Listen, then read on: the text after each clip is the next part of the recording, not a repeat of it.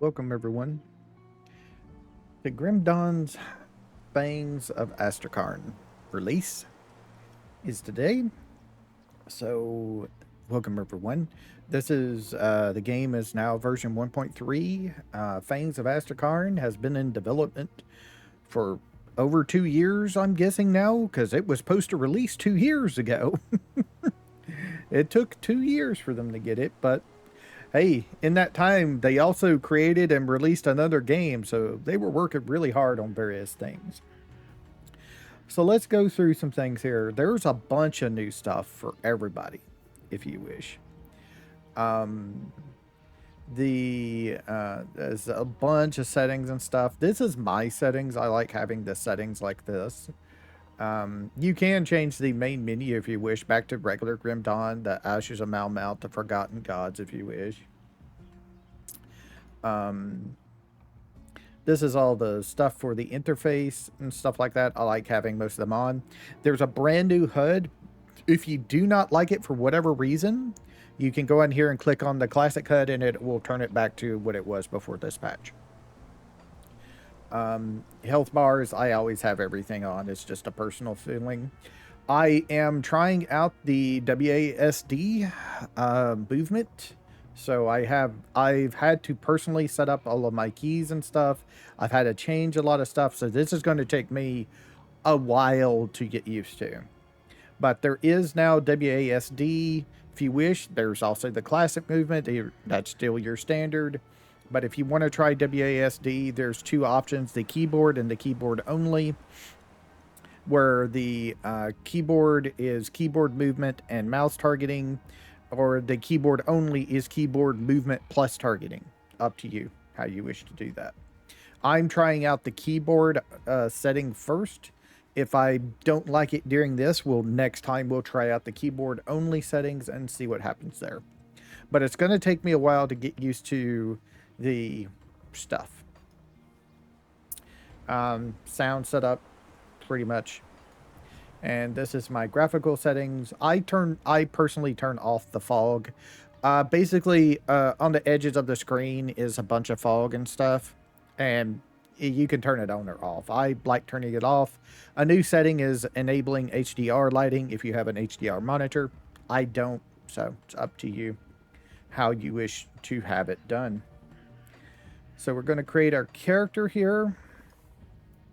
As you notice, I have no characters whatsoever. I have actually turned off, well, I've moved my save folder because I use local saves only. We're going to be playing on normal. Veteran is if you're wanting a little bit harder of a first experience because of the increased monster health of 140%. Basically, they become bullet sponges in like the first act of the game. After you finish the first act, you're probably not going to notice. The 50% bonus loot quality is not enough to offset the monster health that it has. Monster damage isn't really anything. The bonus experience is nothing, really. I'm sorry to say. The bonus experience, you're going to go a lot faster just playing on normal to get to the ultimate difficulty or the ascendancy difficulty now than you will ever doing veteran, especially early on. So we're just going to play normal. Like I was saying, I have moved my save, my character saves into a backup folder and everything. So I have no characters. I have nothing in the stash or anything like that. And we're just going to start fresh. I have also turned off rainbow filter right now.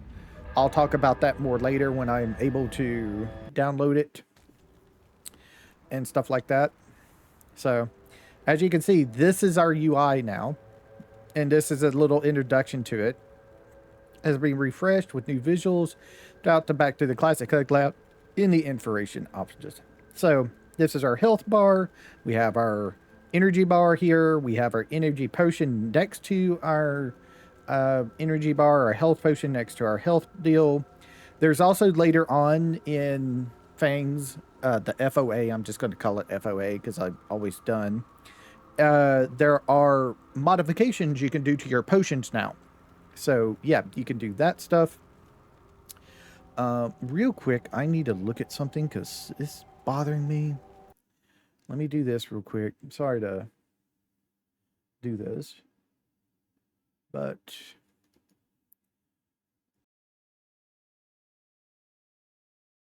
there we go.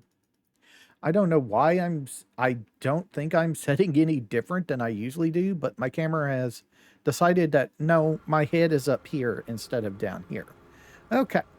So as I was saying, you'd be able to modify your potions, like taking a second off of the potion you cooldown and stuff like that. All of that stuff. Your whole UI is customizable how you wish, really. So the loot filter is now over here.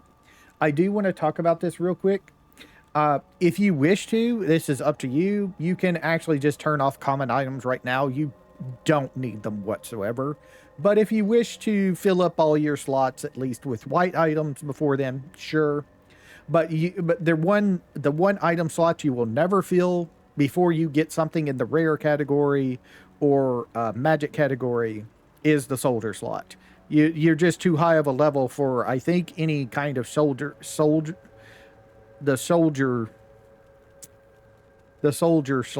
to drop anything. But it's up to you. I would recommend checking always show double rares. In this game, double rares are items with a rare prefix and a rare suffix. They're really extremely rare. They're not the best item in the game, but there's some that could be.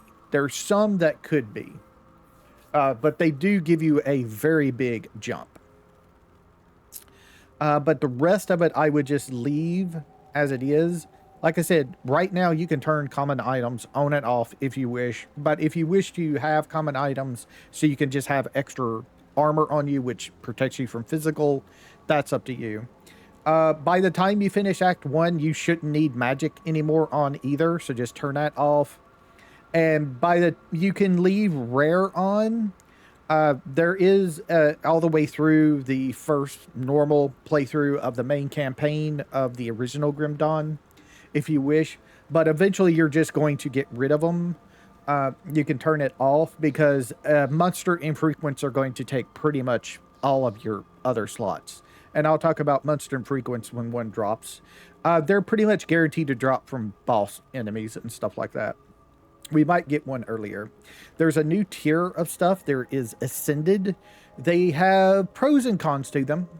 Not going to lie, but they are there. And then we have Epic, we have Legendary, we have Sets. All this stuff over here, I would not touch until you get to Ultimate, unless you know what you're doing. Because you could lose a lot of stuff. Don't pick up magic items to sell. Don't do that. If the magic item is not going to help your character at all, don't pick it up just to sell it. It's not worth the carrying it back and selling it. Rares are halfway decent, but eventually they become worthless as well for money. You get so much money eventually later on that doesn't really matter. By the time you get to the end of Act 2, you're rolling around usually 50 to 100k. But you could spend it quickly if you find some good stuff in the shop. You'll always want to have your components and accessories on, because components are extras that you put on your gear to raise your damage and stuff like that. That's always something you want. Like I said, don't really mess with all of this stuff until you get to Ultimate, because you could just miss an item if you do something wrong in this, but it's usually okay. We have the compass toggle. You have 3 settings: the small, the large, and off. I like playing mostly with the large one personally. You also have the game options menu. You can just push escape on your keyboard. It gives you all the options. And this right here is a list of things that you also have. Well, so we have the achievement window to get achievements. You have the character window. This is your character. You have a weapon. You start out with a basic weapon, a piece of shirt, a a pants, a shield, and the salt bag, which is actually really good. And you want to hold on to this for later because 5% less damage from ethereals is pretty huge at certain points. And also, you might be able to use it for something later. Just to let you know. All of your stats, physics is really for your health and stuff. It does other things too, but mostly you want to save up to around 5 to 10 points per of attribute points when you level up, in case you need it to increase a certain attribute for gearing up. You have your health, you have your energy, but yeah, usually just save up points. Usually you dump points into physique eventually, because that raises your health more than anything else, really. But you don't always need to. Cunning also increases damage a lot, crit chance, It just depends on what build you're going for. Offensive ability is basically your offense. Defense is your defense. Damage per second, don't ever believe this. Ignore this. This is nothing. If you want to know your damage, you have it in the second tab, your damage per hit. It goes based off your right and your left click. It's not always accurate. It doesn't take into account things like crit and stuff like that. So do be aware of that. But it can help you with like conversions, like say you have something that converts a certain percentage of your damage to another damage type. This will help break down what is what for things. But it only works on things that are in your left click and your right click. So you have to put a skill there to see it. Don't look for pets. Never look for pets. The game just does not calculate pet damage at all for you. You really want to go out of the game for anything related to pet, personally. And you have your armor rating, which is physical mainly. There is a physical resistance, but it's capped at like I think 40%, if I remember correctly. But here is your main resistances. There's a lot of resistances in this game, but these are the main ones, and these are the ones you want to cap if you can. It's going to take you a while to get to the point that you can cap them. At level 35, you get access to being able to use gear from faction vendors. There is factions in this game. Devil's Crossing is one of them, Rovers is another, and on and on and on. And each of them have a vendor that sells faction gear. When you get access to, I think, Revered and above, you get access to things you can put on your gear that will mainly help you with your resistances. This game is resistance heavy. That means you need to cap your resistances if at all possible for your character. This game will kill you if you do not have capped resistances, especially going into the ultimate difficulty. If you do not have a capped resistance, say goodbye to the first time that you run into an enemy that gives you that damage. It will kill you. It will easily kill you. You will, and as you go up in difficulty, elite difficulty, which you can skip if you go through all of normal in the whole of the game, all DLC and stuff like that. You can skip elite difficulty, but elite difficulty lowers your resistance numbers by 25%. And then ultimate, it's up to 50%. So you do have to get more resistances as you go up in difficulty, as you do in these games. I will say one of the first things you're going to run into in the main campaign is Aether damage. The main boss of the campaign is just completely Aether damage. So before you ever go and face the main boss at the end of the campaign, cap your Aether at least, if not everything. Because You're going to run into everything, but Aether is the big thing in the main campaign of just Grim Dawn itself. Eventually, you're going to want all of them, though. In this tab is all of, as I said before, your damage per hit. I talked about that. Your attacks, your attack speed, your crit damage, your run speed, your healing, all that stuff. If you want numbers, this game gives you numbers. Skills for all what points you put into your skills, your physical damage, your magical damage. This game has a lot of different damage types, and each, I think, not everyone, but most damage types have a dot version of it. So physical damage has actually a dot to it. It's not bleed, it's trauma. That trauma is the dot damage version of physical damage. Bleed damage is, I think, pierce. I can't say for sure. I can't say for sure off the top of my head. I think it's pierce. There's fire, burn, lightning damage, electrocution, I think it's called. I can't remember off the top of my head. But there is a dot version of it.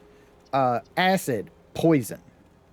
Vitality damage, I think is one of those. Vitality and I think chaos damage are one of the two that don't have a dot to them.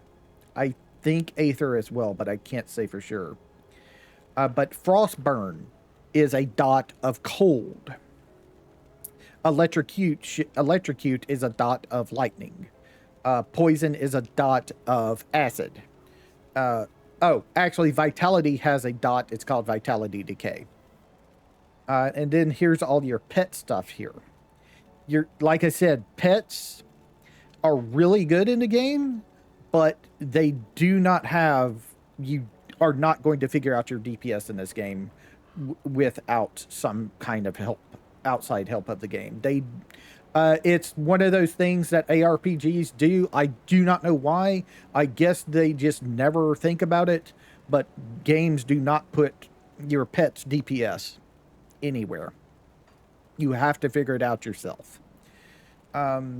Here's all your defenses on your third tab, and these are other resistances that are not your main resistance, but are resistances that you can get. Stun resist, disruption resist. Disruption resist is mainly for spellcasters. It reduces the chance of you getting interrupted while you're casting a spell. Life leech resist, energy leech resist, trap resist, petrify resist, freeze resist, slow resist, and reflect resist. These are not as important, but if you get them, it's always nice to have them. One of the big ones is the stun and the slow, and then disruption, if you're any type of caster, is always, you want to get that up if you can. Usually these resists come from your gear. There's not really anything extra you can do. It just comes with your gear, usually. Retaliation is all about if something hits you, will they take this type of damage? So that's retaliation. And there's whole builds built around retaliation. It is a type of build, if you wish.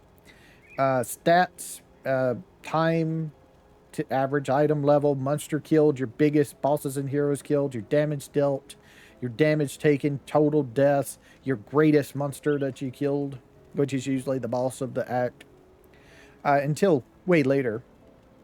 This is your inventory right here. This is your iron, is what it's called in this game. This is your inventory auto sort. There is an option in the game options to have either a question if you want to auto sort in case you accidentally click it, because some people like to have their things in a certain order. The new button is move regions, and this works anywhere. You pick up scrap, you pick up dynamite, you pick up components, anything like that. You can click this button anywhere. You could be anywhere in the game. You don't have to be in town, anywhere. You can click this button, it moves it to your stash. In the same vein of that, there's a new stash that is components and crafting stuff only, which will hold your scrap, your dynamite, all that stuff. And you don't have to have the items on you anymore. Like used to, you have to have dynamite on you to use dynamite to blow up things so you could go somewhere, or scrap on you to build a bridge or something somewhere. Like you have to build a bridge up here at the top of the going out of Grim Dawn. You have to have that, on your character. You don't anymore. It takes into account your stash, so it's always really nice. That's a really nice feature. You do eventually unlock extra inventory. It's over here. It's in this little section right here. You can have up to 5 of them. Do side quest. You have to do side quest in this game because that's how you get your extra inventory. 5 times you have to do at least those quests. Some of them give you skill points. Some of them give you attribute points. Do your side quests. They also will lead you to gear, because usually the quest is go kill this big tough monster. Stuff like that. Or sometimes it's also have these resources and, give me this stuff and I'll fix this thing and here you go, here's your reward. And most of those are the bag deals. Okay, that's the character window. We have the faction windows. Like I said, there are factions. Ethereals, hostile. Chthonians, hostile. Devil's Crossing, you're tolerated. These are factions. This will fill up as you play the game. There's a lot of factions. There are also some factions that are opposite of each other that you will have to choose between them. They have different rewards, so you kind of have to be aware of that at certain points. One of the early ones is Kylman's Chosen, and the Order of Death's Vigil or something like that. I can't remember both their names really. But you can only have one of them. And if you are a Necromancer class, you can never be one of Kaiman's Chosen because they hate the Necromancers. Just to let you know. There is a way in this game to be one as a Necromancer, though, if you wish to. And that is, you don't choose a Necromancer as one of your classes until you get to that point and choose Kaiman's Chosen, and then you can choose to be a Necromancer. Up to you. Let's see. The skills windows won't open yet because we're not level 2, so we'll just skip that for a second until we get there. There's the map window. So here's your map. Click this button for the area map. Also, there's portals on the world map. You do not have to click your... I think I even have one right this second. Yeah. Usually pushing L in the game will open a portal for you to go to any of the... open this... It will open a portal that you can click to go to any of the... It'll open the world map to go to any of the big portals anywhere for fast travel.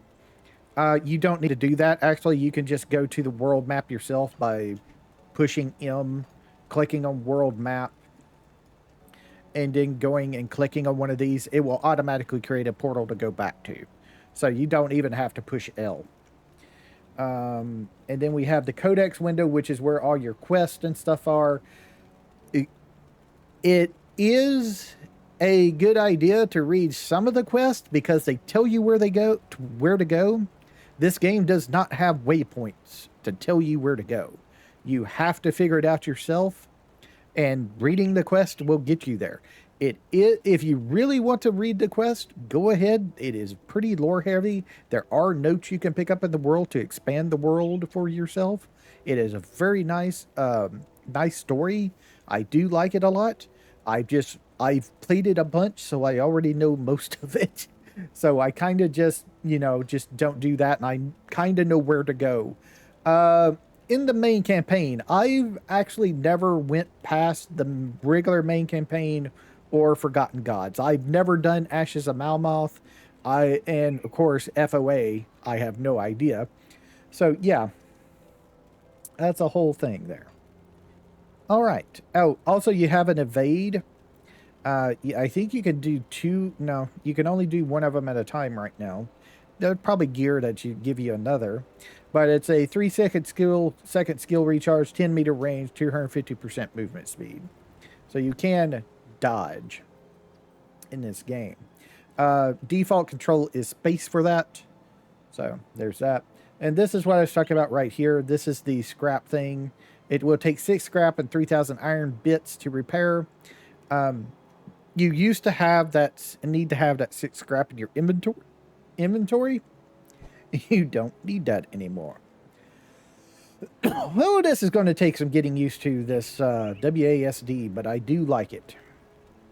All right. Still drawing breath. Yep, I am. I'm going to go see him. Thank you very much. All right, so here we are.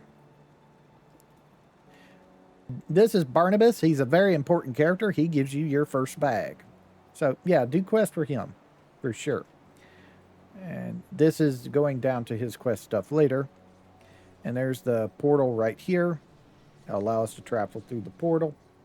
You're not looking too bad for someone John just come back from the brink of death. Or John Grimdon, as they say. The bodies of the dead. You will need but I'll go do that. Thank you very much. So we start out here. There's going to be some enemies up here. There's also corpses on the deal if you wish to. At least one gave me a mace. It's not great, but it is a damage up, so we can do that. And here's our first enemy. It's just lowly little walking dead here. The dead is alive.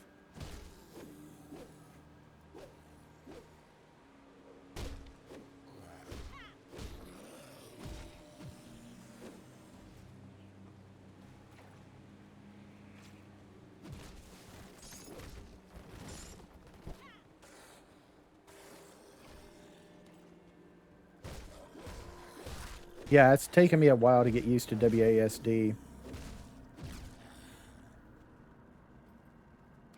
Also, you are automatically locked in place with this. You don't need the shift key anymore. Alright, so...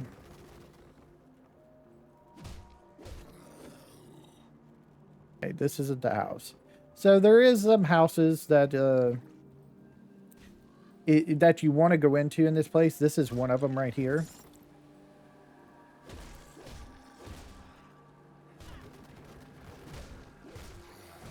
They give you starting items for yourself if you wish. There's 3 of them. There's a corpse in each of the places, and they give those green items. All of them give those green items. And what those green items are known as monster infrequents. But this is kind of a special one. As you see that little icon next to the name of it, to the left of the name, that is what denotes this weapon as a monster infrequent.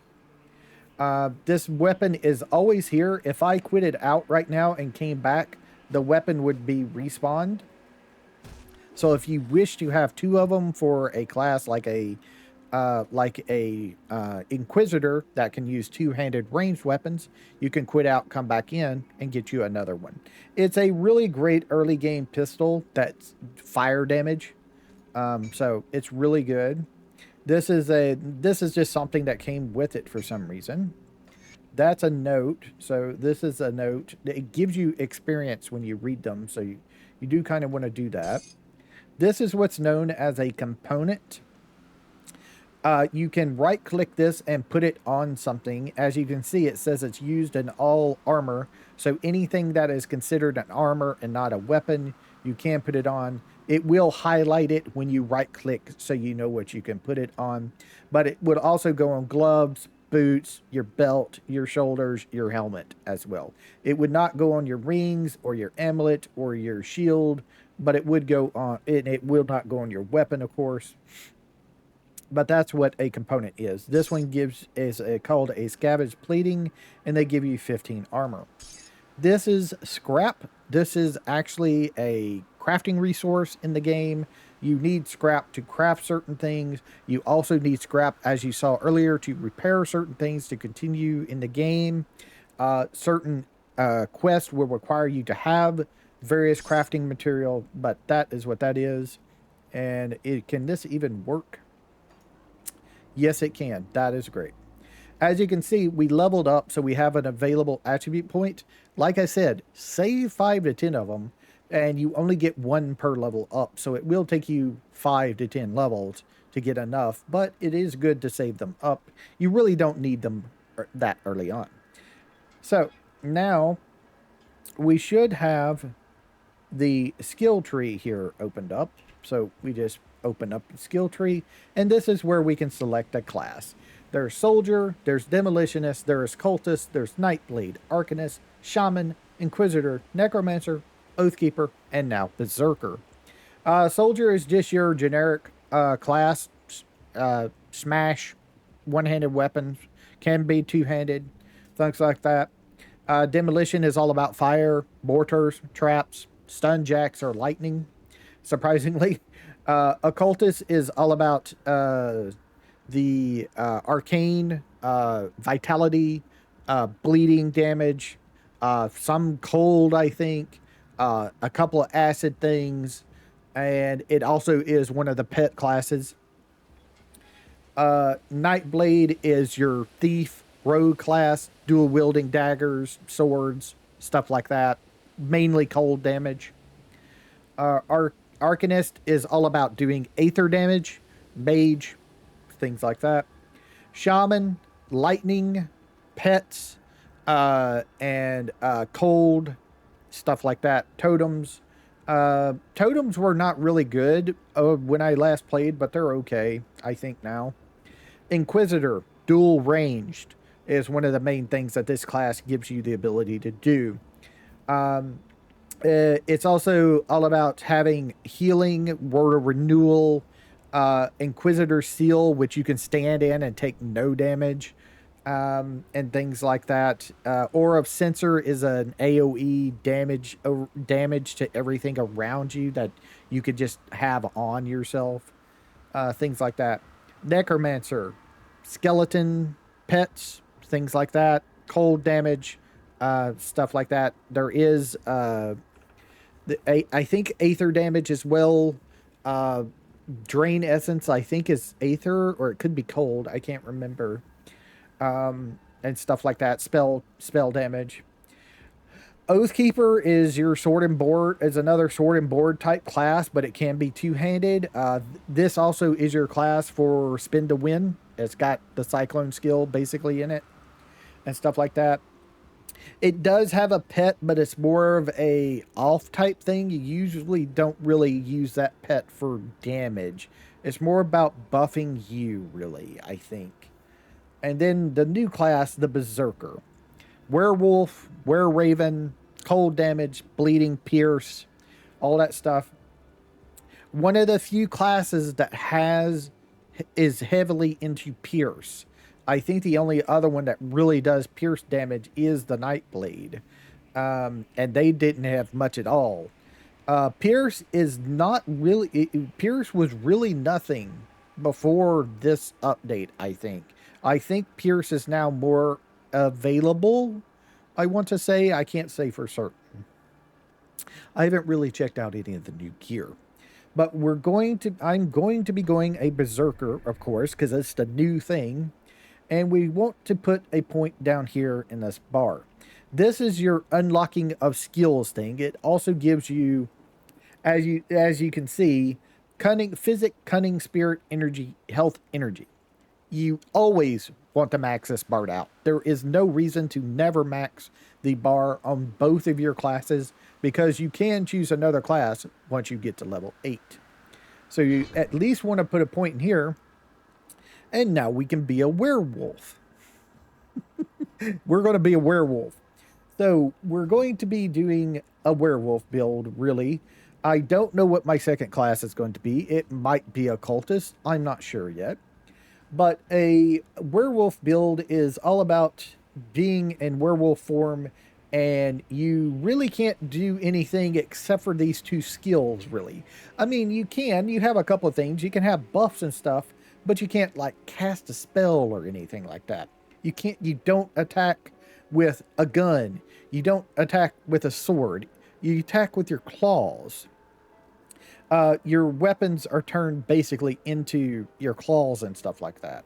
So it does still, you do still want good weapons on you, but you know, you don't use the weapons actually.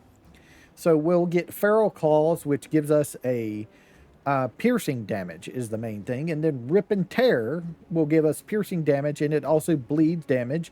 It knocks down the target for a few seconds, and it gives you movements, a 200% movement speed.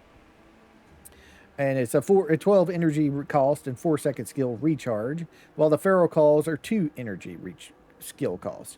So we put, let's put 2 points in there. Usually in this game, as you level up, what you want to do is at least 1 point in your bar and 2 points into the skill.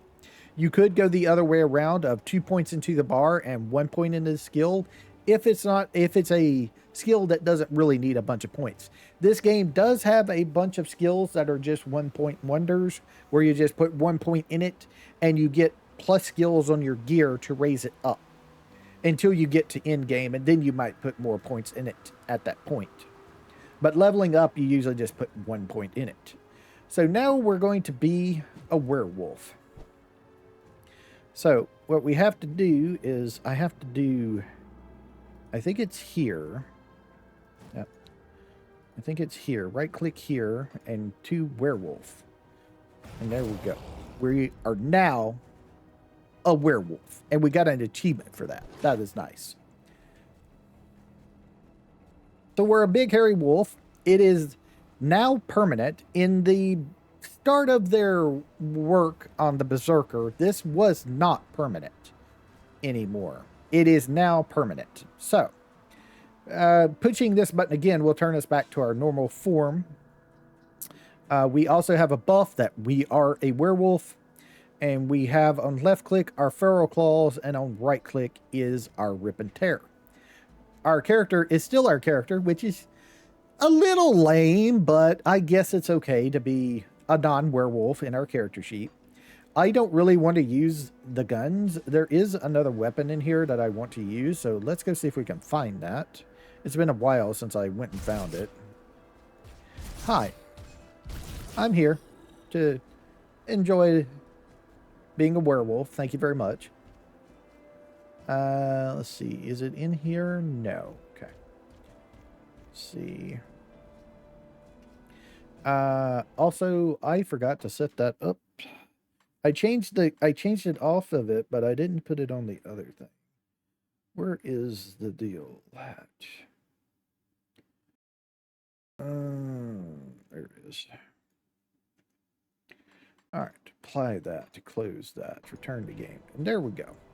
So now I can push tab. I think it's this house down here that I want to go to. It's this one right here. Should be another, well, maybe not. Nope, it's not there. Okay. But we are a werewolf, so that's good. I thought it was in here, but it's not. I'm looking for a one-handed axe. I just can't remember. I know there's a two-handed weapon as well.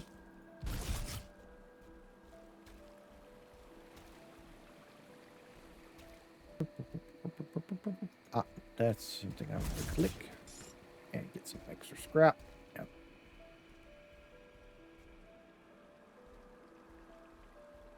Is it here? Or... Huh. Maybe I'm just in the wrong place for that. Okay.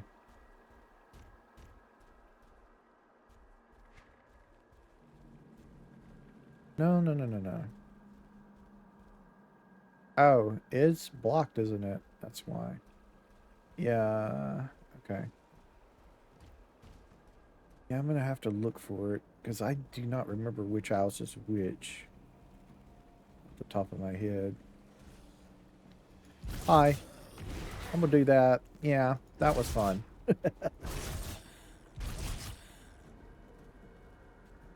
Okay, so let's go up here to this house and see here. Hi. So what's in here? Leather grips. Ground room bone of thunder. That's an offhand. Which you can use offhands in werewolf. It just, you know, kind of don't really need to because of that. Hi.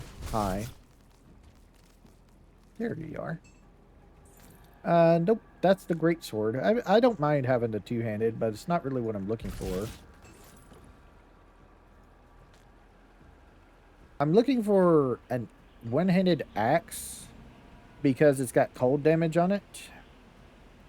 But we'll do that real quick. So this is the two-hander that you can get. That's always here, just like the gun. It is a rare two-handed legendary two-handed sword. Has lightning and attack speed on it. And when you granted skills at 10% chance on attack, we can release a lightning spear. That's not what I'm looking for. Yeah, I don't remember where the hand axe goes.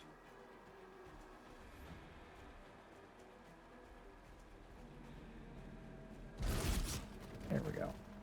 I knew there was a way through there. I just couldn't remember what it was for a second. Hi. Hi. Hi. How y'all doing? So, we leveled up again, so just press your key to open up your keybind. It's usually S to open up the skill window. I have mine set to T because I am using WASD keys. So, yeah. So, 2 points here, 1 point here, and we continue on with our way to go here. So, it looks like we're going to have to go around again. I'm probably just missing the axe, where it is and everything like that.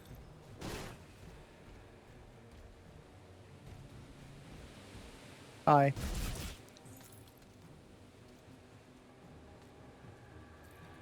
Always look for these things as well. If you see them, they glow blue. They're always got a note on them, which is nice. Also, up to you. You may want to keep your components on you in case you change gears and want to, you need to put a component on.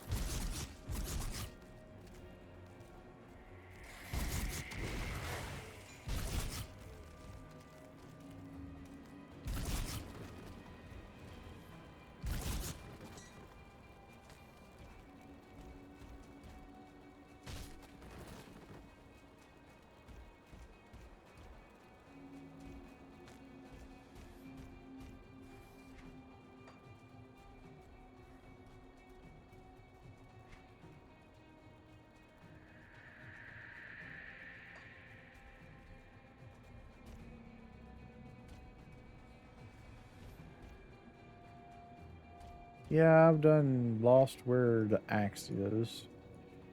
Maybe it's down here and I've just missed it. Let me go see.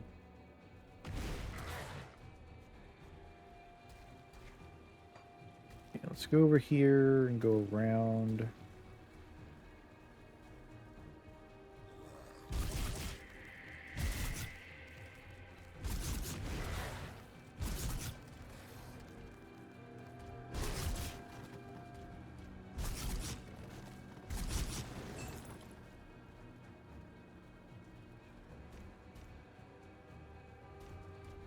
I'm gonna have to look this damn thing up to find it, I bet you.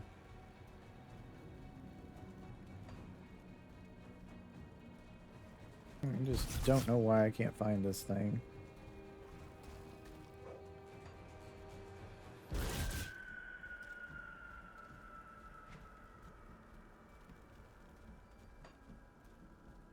I gotta just be missing it in one of these houses somewhere.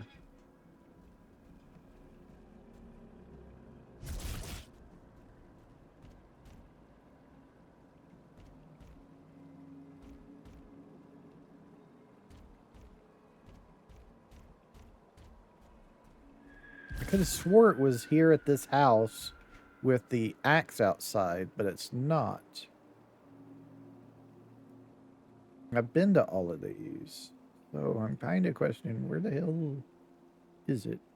Give me just a second to look this up because now I'm curious. Okay, so I was way off base of where the hell this thing is. This is past the first little boss. I thought all these things were before it. The first little mini boss of the area. I thought all these things was before it, but it's not.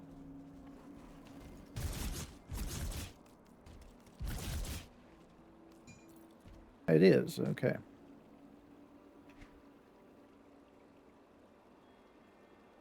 Yeah, that's a bad map right there. Because that is not where that axe is. That's a bad picture. I just came over here because I noticed something and look, yeah, that's not where that was. Let me see if, yeah, Grim Tools is going to have it. Yeah, Grim Tools has the correct spot for it. So you have to come up here through the graveyard and then it's right there. I kind of thought it was over here somewhere, but then I saw the wiki and looked at its map, and don't go to the fandom wiki. It's always wrong. And it says it was up over here. That's not where the X is. It's right there. All right. So, also it highlights things for you when you open your inventory that are new. So this is what I was wanting. It's not as much damage because it's a one-handed compared to a two-handed, but it also has ice bite and cold damage, chance to pass through enemies. We're going to be attacking pretty quickly, so I want to use the one-hander. For now, we're going to have a shield, but we should be able to get another pretty soon, another one-handed weapon that we can use. This chest piece has bleeding damage and defensive ability. Well, we do bleeding damage, so that's okay. Let's see here. This offhand has lightning, electrocute, offensive. Not really needed at all. We also picked up these gloves, so we now have more defensive abilities. This can roll between 3 to 5. We got the 5 one, so we got the high roll, which is always nice. Also, if you don't see these numbers, say you see on this bleeding damage, it says 6 to 8. If you don't see those numbers, go into your options and turn on detailed tooltips, and that should be able to tell you. Even then, if you don't want to have that on all the time, you could just push control to see those numbers. That's the way I figure it works, because that's how that's where it worked before. So here we are at our tree, and we're going to have a little friend pop up that's gonna just die pretty quickly. Yeah. The game is not that hard early on, just to let you know. Now, he probably, if we were on like veteran difficulty, he probably would have been a little bit more tanky.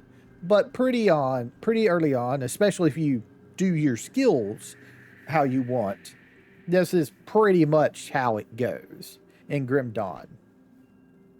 So now we have this, which is, as I said before, a monster infrequent. This one actually dropped off the monster. This enemy always has 100% chance to drop this item. It doesn't always drop with these rolls on it, but it will always drop, and it always drops physical damage, bleeding, crit, and stuff like that. Certain things are on here because of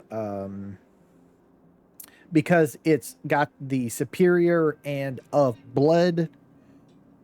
Those are prefixes and suffixes, so it does change it a little bit. The bleed damage becomes from the of blood stuff. It also gives you +2 to savagery, +2 to tenacity of the boar, and +3 to implements of war. As you can see, the savagery and the tendency of the boar are grayed out because I'm not the class that uses those skills.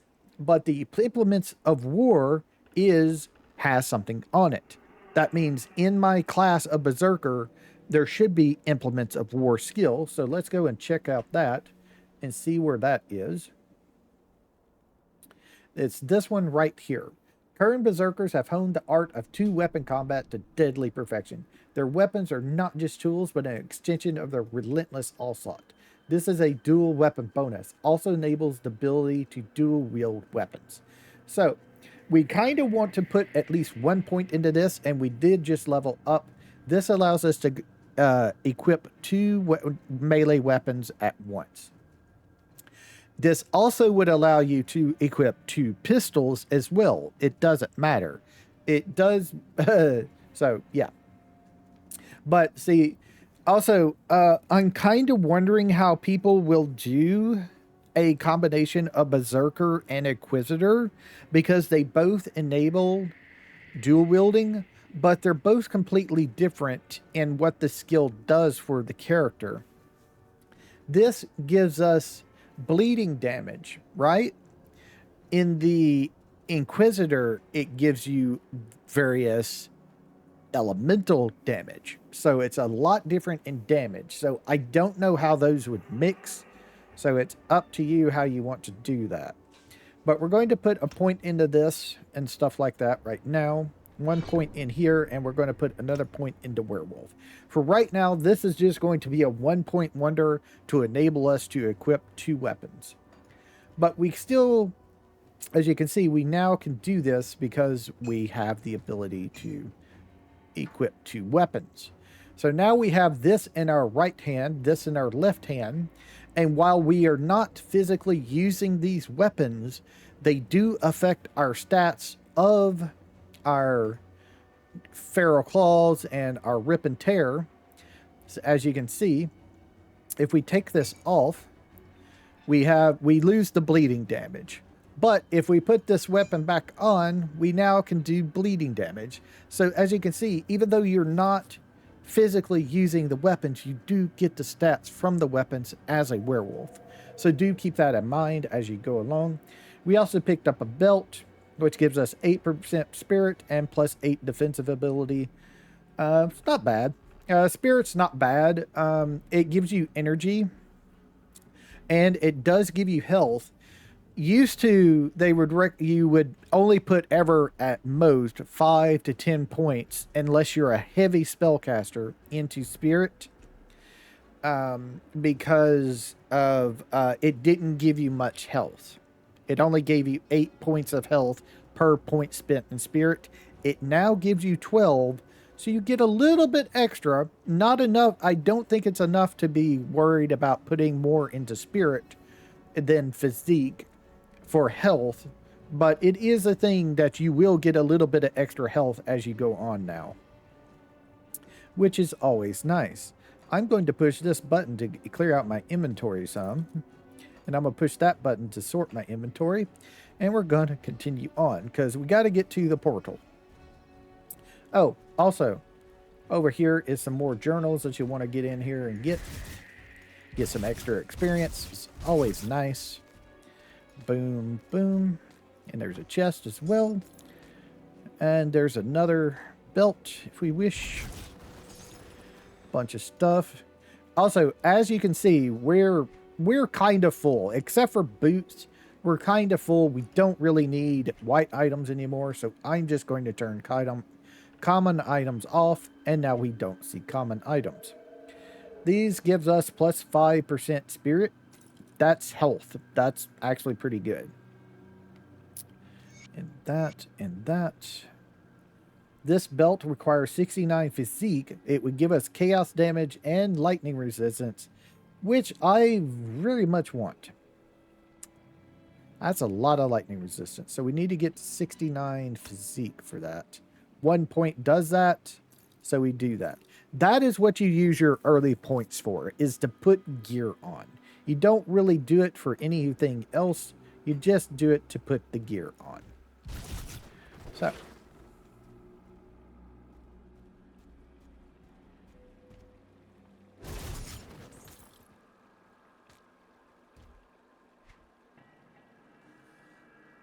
Chaos damage and health. Health is always great. While I would like to keep the bleeding damage, I'm going to just switch it over to chaos damage, really. And the health, mainly, is what I want it for. Okay, so let's talk about a little bit something extra. There is a thing in the game called Constitution. It is the yellow glow that is over your health bar. What Constitution does is when you're out of combat, you regen health, and it uses up your Constitution to do it. You don't ever want to just take a piece of gear to improve your Constitution. It's not really worth that. It's just something to help you out a little bit as you go along to keep you alive. You can find things out in the world that you can interact with, and sometimes they will drop from chests called food rations, vital essence, and stuff like this untouched meal. If you find it, there'll be, as you can see, it's kind of like a little glowing deal on it. And when you eat them, you basically get your Constitution completely refilled. It is a thing that you may want to be aware of out there in the world. It's not something truly that you need to worry about, but it does help you stay alive pretty good. So I would recommend going and, just if you see a food ration, go click it if you're low.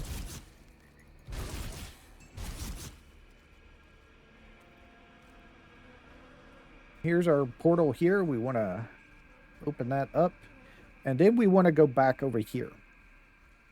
There are various quests you can just find out in the world. You're not directed to them. You can miss them completely. But there are various quests that you can just find out in the world. Open this up real quick. That's nice. And you just go over here. And you find these guys over here beating on this door, wanting to get inside. Why they want to get inside? It's because there's a person in here. And this is what I was talking about. Explore the world. You will find various things that are like little side quests that nothing will direct you to this. You have to find this yourself. So if you go over here and you talk to this person, what you can do is, you can listen to them. You can say, I'm here, or ear roar, or you're here to help. I'm here to help, or roar. So he don't want to talk to me because I'm a werewolf. So if we go back, now there's a quest. Calm down. Where are you from? And they'll tell you a story, and you can choose either the way back should be clear now, or I suppose I could open a rift gate. What would have things are pouring out? Well, sort of, but mine will take you home. And then see you back at Devil's Crossing, and you open a rift gate, and that person is now back at Devil's Crossing. Now, some of those things are, don't do anything. This guy is not going to do anything. You go back, talk to him. You get a little bit of experience. It's great. The other ones, though, there are some that are really important to notice. Like there is a whole merchant that you can add to Devil's Crossing. It doesn't give you anything special, but it is another merchant to search for items from early in the game. Usually by the time late game, you don't actually need merchants anymore. So let's go back to town. I kind of want to see what happens. Do they kill me? If I go back and be a werewolf, do they kill me? Because the guy didn't want to talk to me. Yeah, see? He doesn't want to talk to me. If we go up to him... Now? The dead are rising in droves and will overwhelm us with sheer numbers at the rate. Huh. Oh, right. Stupid me. It's not getting to the rift that gets the quest done. It's completing the burial heal. So we got to complete burial heal. We don't just go to the rift gate. That's another quest later on.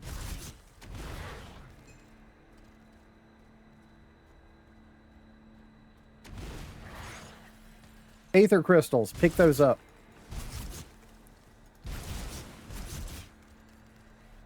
Those are kind of important.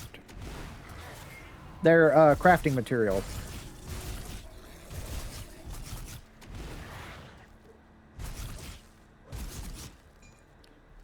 Yep, they're kind of important. So if you see those green crystal things like that out in the world, definitely pick those up. Those are very important. You want them because they do give you crafting. They're crafting ingredients for various things. Not only are they crafting ingredients, there are things in the world called a devotion shrine, and I will point them out because we're about to be close to one soon, that require various material to fix them. And one of the most requested materials is aether crystals. So yeah, you definitely have to pick those up. And devotions are like a kind of like a third skill tree. They're right here, and this is your devotions. Basically, you put points into this stuff and to open up other things to, and the big ones, something like, where would one be? Like this shepherd's call right here. This is mandatory for pet builds. It gives you a lot of stuff for your pets, and you start down here and you go up and you get various, like this gives you 15 cunning and 40 health when you put a point into it, and various things like that. But one of the big things is the end of some of these gives you an actual skill that you can put on your other skills.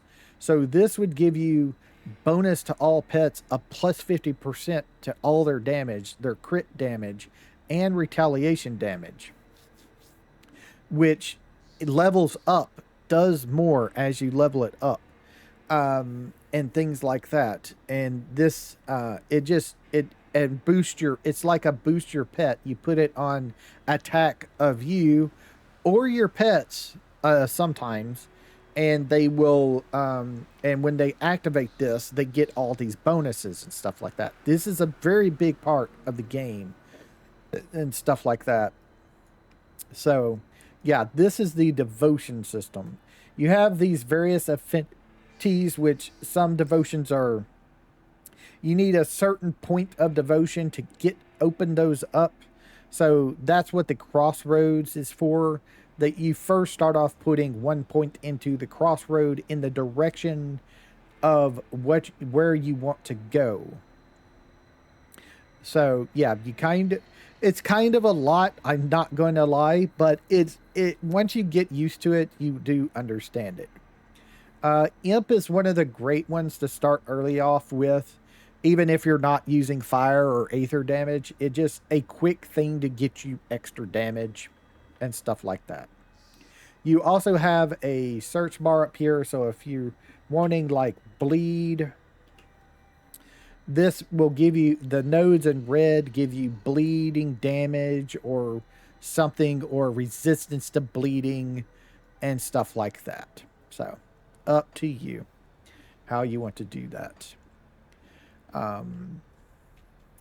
Yeah, I know it seems like a lot, but you do need to, you are going to have to interact with it.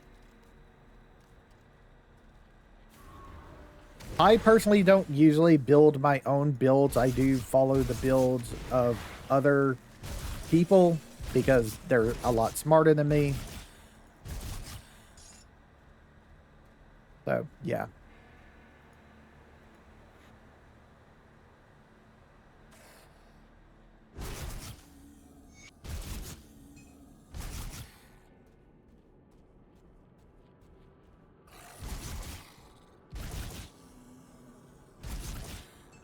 And this is the area where our quest is. Our big thing to do is to kill that guy right there. Probably not to stand in the aether damage, That's what a lot of enemies do early on. Is they do this deal where they throw kind of like a bomb that explodes and leaves aether damage on the ground. You're gonna have to watch out for that. So here, like I said, here's another monster infrequent. This is an offhand. It's for Flame Touch, Calidor's Tempest, various things like that. Not something you really need to worry about. Vitality damage, physical damage converted to vitality damage, and attack speed, and then a defensive ability sash, which, nah, don't need any of that. And I'm not going to use the offhand either.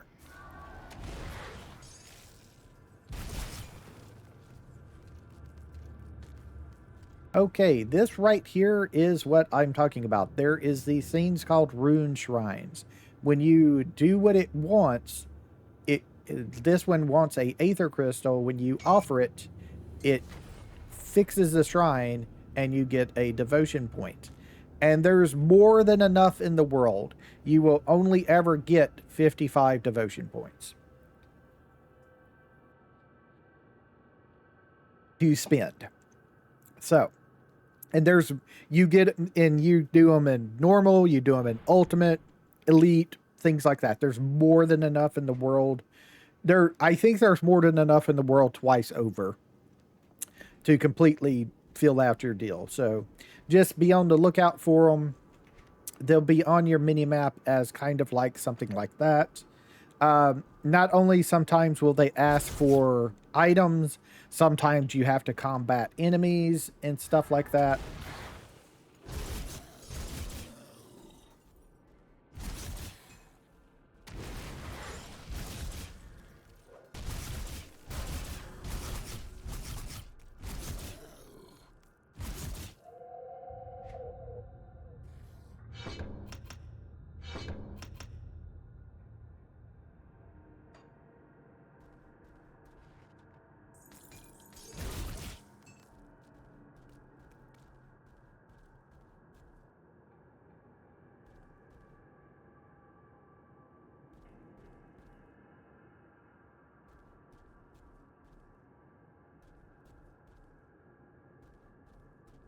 Okay.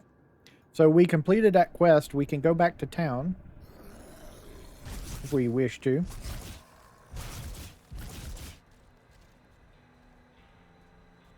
But I usually just go on until I get another rift gate. Unless I get full on stuff, and then I'll go back manually.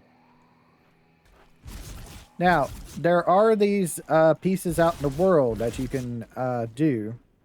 They're called dangerous domains. They have various modifiers to them. Give me just a second. We'll see what the modifier is here. So this is berserking. They do bleeding damage, and they have increased bleeding damage, and they have increased attack speed. There is a boss in here, so you do have to be careful. Like that. I pushed my button when I wasn't supposed to. Yeah, I'm about to die. I keep on pushing the button when I don't mean to, because I'm a retard.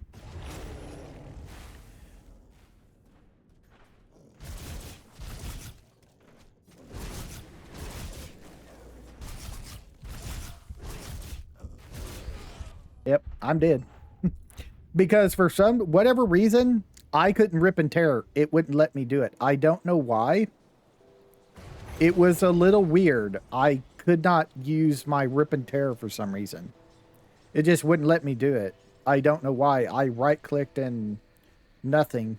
So it's a little weird that happened.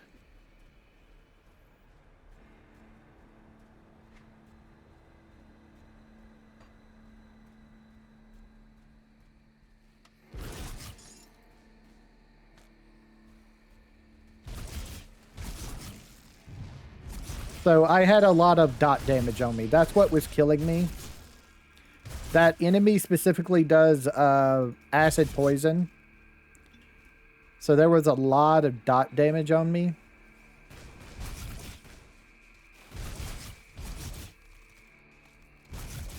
And they also had bleed from that dangerous domain modifier.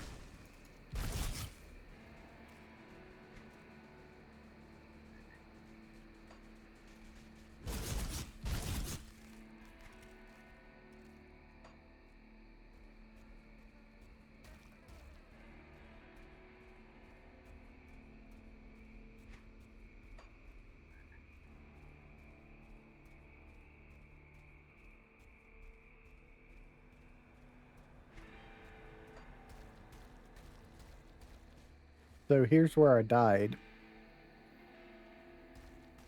Also, this water here, don't stand in it. It'll poison you as well. So I claimed my 4 experience. You do lose experience. You can't get it back. We killed them, but they killed us.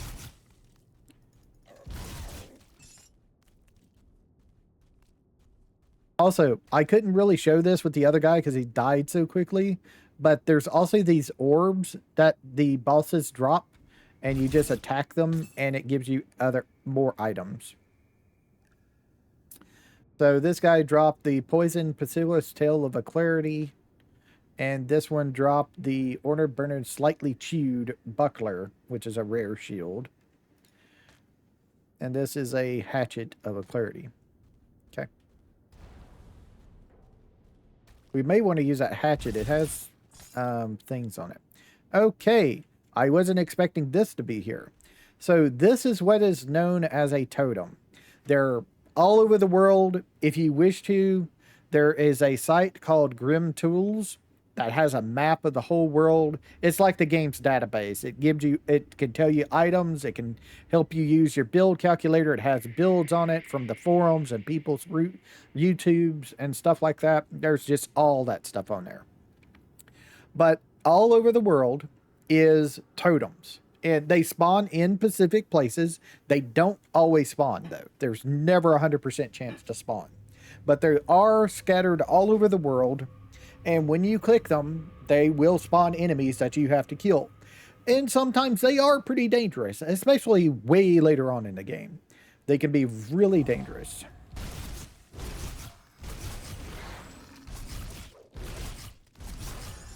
But it always spawns a boss.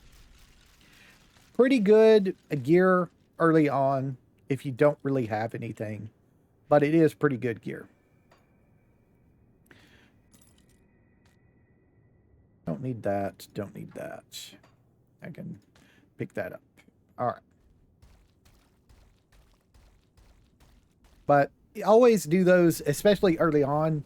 Later on, you'll still want to kind of do them because they have a decent chance to drop.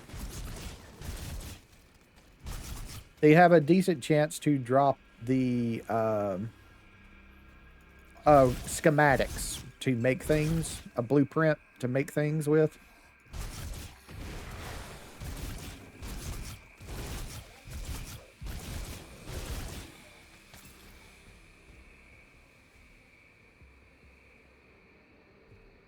So I'm pretty full. We're going to head back. Let's see if they talk to us. He was talking to us earlier. The dead attacks have slowed and a creature was... I need some time to plan our strategy. There we go. And doing that gives us some iron and reputation. Like I said, there's factions. All right. And here's another guy who wants us to do something.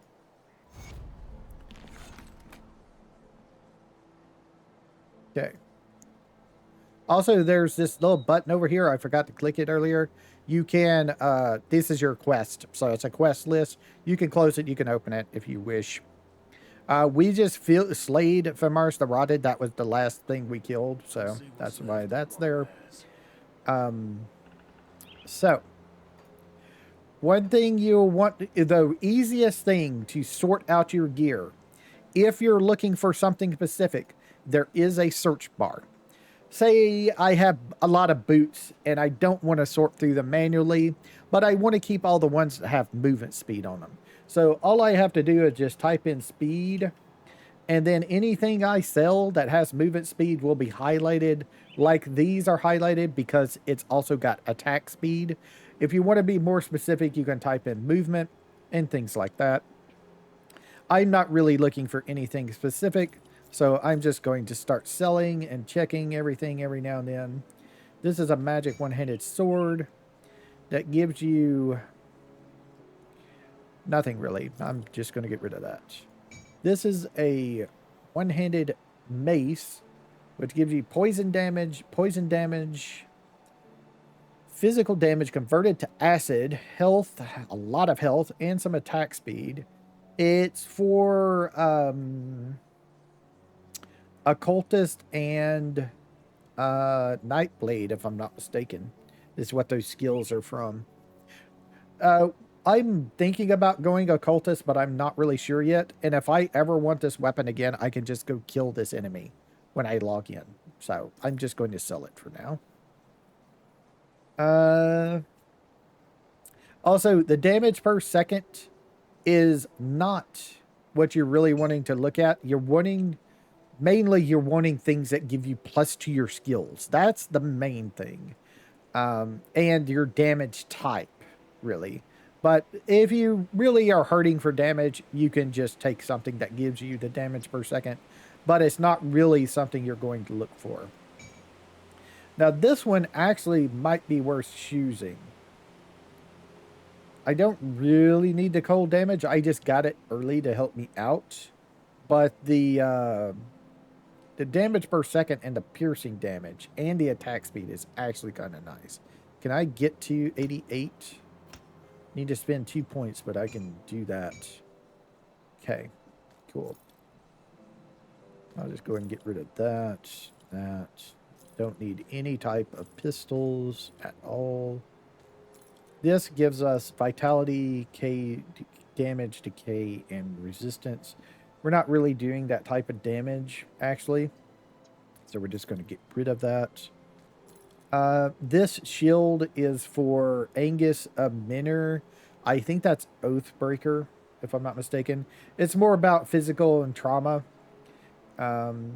It does have some physical resistance, poison acid resistance, and stuff like that. But we're wanting to dual wield, so no. This is just defensibility to the pet. This actually doesn't do anything for us at all right now. Maybe later on. I was going to go kind of for a Mimi build, all about doing a wolf pack and stuff. But your Hellhound only actually you can only summon one. Health. While the chaos damage would be pretty good here in a few minutes, and the lightning res is nice, I think I want just straight health right now. So we'll just take that. Bleeding damage, defensibility, that's our first clothing. We're not going to be using this. Calidor's Tempest, I think, is Aether. And Flame Touched, I actually think is Demolitionist. I think. And then we also don't need that sword. So this is your merchant. They have melee weapons here, ranged weapons here, all armor in this tab, and then accessories is your rings, your amulets, and eventually your medals. They also offer scrap you can buy. They also offer components that you can buy and use, and things like that. I guess I should say this, if you are really hurting on stats for whatever reason, there's a polished emerald. It gives you +8 to everything. It's not the greatest thing. You really shouldn't need this, but if you for some reason are just really hurting for attributes, the polished emerald will get you there usually. Let's see. So let's see. Do we have anything with Pierce? No. No Pierce. Actually, if I remove that and go that, there we go.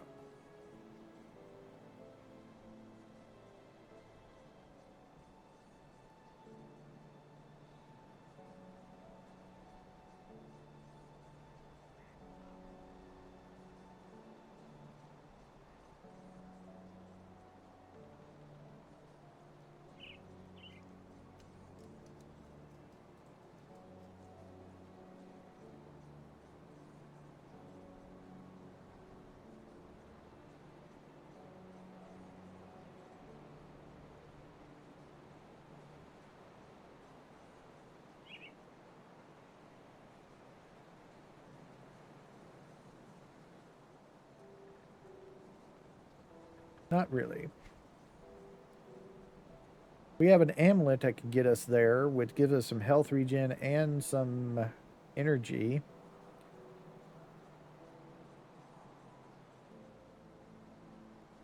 Don't have much. We might be able to afford these rings. That's a bunch of health, though. That one, not so much.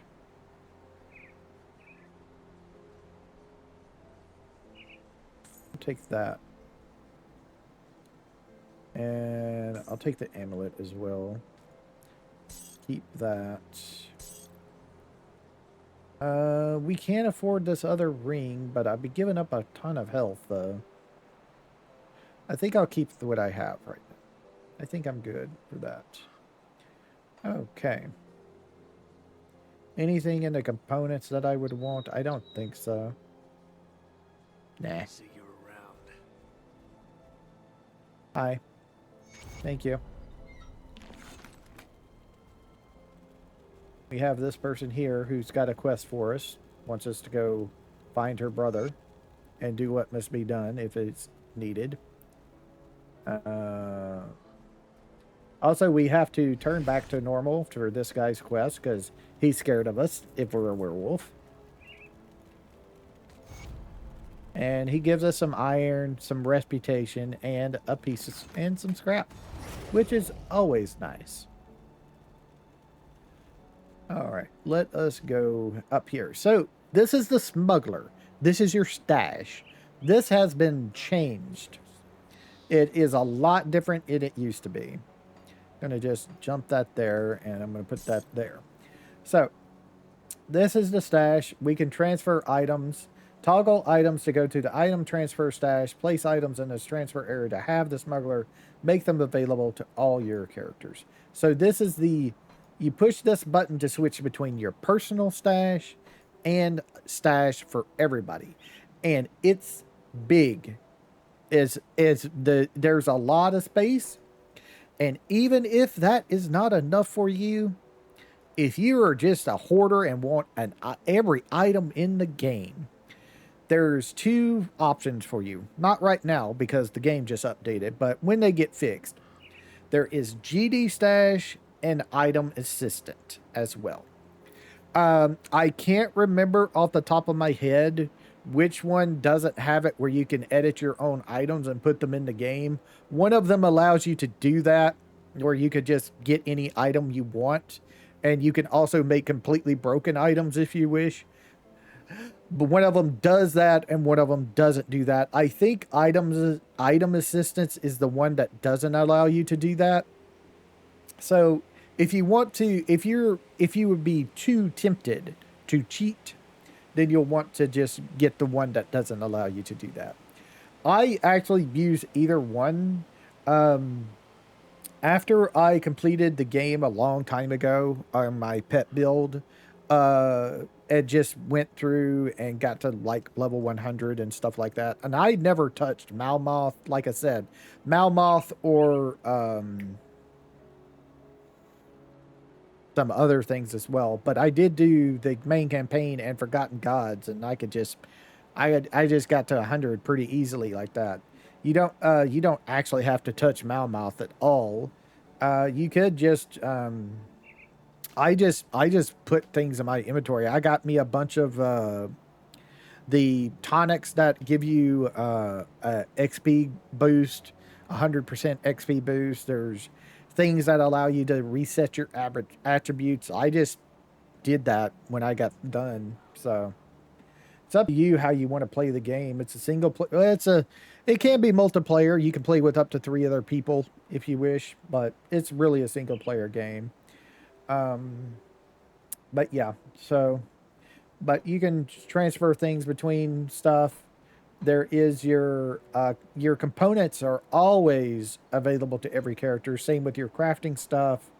And then here's your first stash tab for sharing between characters and stuff like that. This is your crafting stuff. All this stuff you'll get later to craft with and stuff like that. You also have the component tab. You can just take something out, or you could just right click it from here and do it if you wished. There are various tiers of items and stuff like that. The tier of the item does not guarantee that it is better than others. It's usually better because it gives you like more, but it's not always better. Like early on, one of the best things you can do is just to put searing embers on your weapons, and it gives you some fire damage. But the main thing is it gives you the fire blast ability, which is another skill that you can use to attack things with. And it's actually it's pretty much pretty good, better than most early game deals as well, if you wished. Say you're doing a bunch of cold damage. Well, you got a frozen heart. It doesn't actually give you sorry, you want where is it? Chilled steel. That's it. This gives you your cold damage to your weapons. Mutagenic ether gives you poison, acid, stuff like that. Chipped claw gives you physical damage. Cracked lodestone is your lightning stuff. Your searing embers is your fire. Your roiling blood gives you physical damage, offensive ability, armor.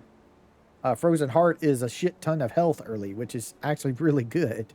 It also gives you petrify and freeze duration reduction, which is nice later on when you're fighting all the other guys. Some other components that are nice. This is all for shields. The shield battered shell. Bristly fur gives you, if you just want a shit ton of health, there you go.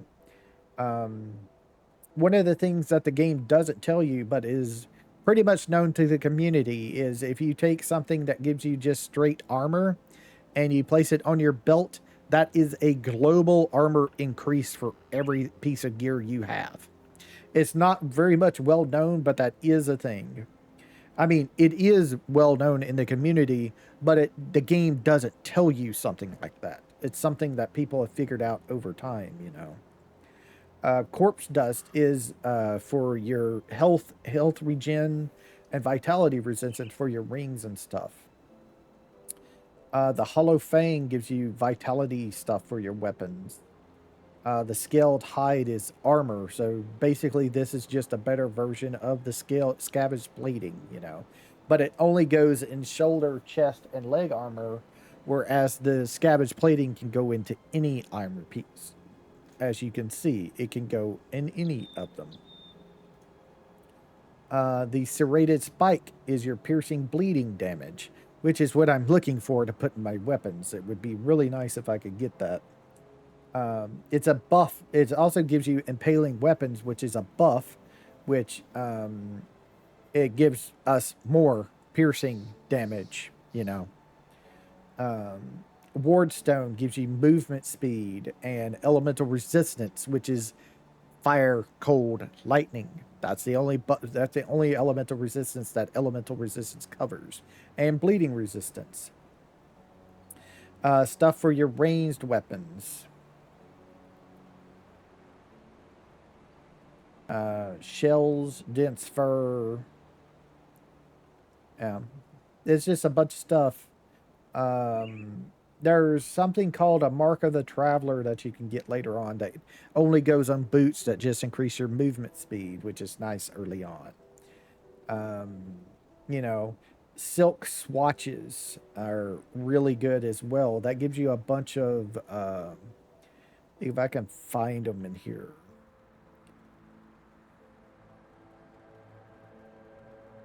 Not sure what category it's under. I think it should be tier 2. It could be tier 1. No, that's consecrated wrappings. Here we go. This gives you a bunch of pierce resistance, bleeding resistance early on, which helps you out. Unholy inscriptions are actually really good early on for the 5% of attack damage converted to health. Just look through all this stuff. Check what you think would really help you. But also take into account things like attack damage converted to health, which it's called that, but it's also called life leech. That's what is in your, is it in this one? Yeah. So that's what your life leech resist is. So enemies also have life leech resist as well. So yeah, it's just something you just got to look through them and figure out what you need. You know. She's a quest later. There's a lady up here who has a quest Greetings, for child. us. I am pleased. My knowledge of spirits has allowed me to devise a trap with which troubled memories can cloud the mind and torment.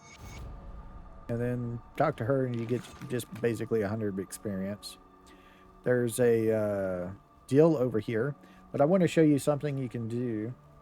So in this game, the camera moves, just like in a strategy game.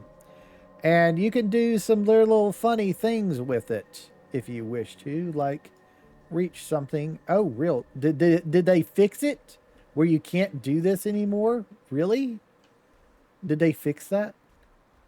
Oh man, they seem to have fixed it. Or do you need to be human? Maybe you need to be human. No, they fixed it. Wow. Okay, I didn't think they would. But they seem to have fixed this. So used to, you could grab that note from down there and you could just start out with an extra experience from this note on your character.